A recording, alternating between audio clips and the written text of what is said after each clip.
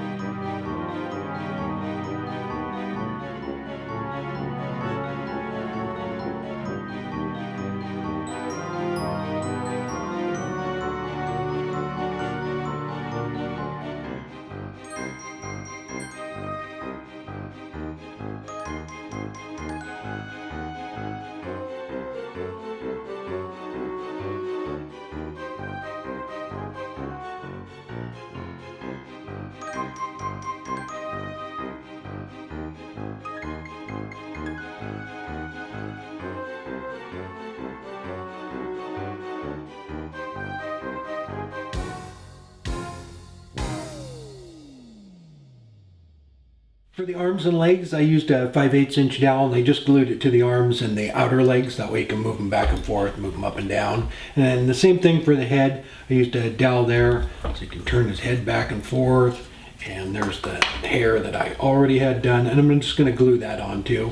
For the dye for it, I used the Transfast. I was trying to make brown. The picture I was working off of was an actual Lego man, Frankenstein, and he had a brown suit on, so that's what I was going for, but it's a little more purple. But for the hair, face, and hands and everything, that's all I used with that Transfast. Yeah, it was a fun project. My wife Robin painted the face for me, and again, I'll put a link down below to Paul Jackman's video in the description. You go check that out. If this is your first time here, I have a new project video every Friday. I hope to see you there. Till next week, take care.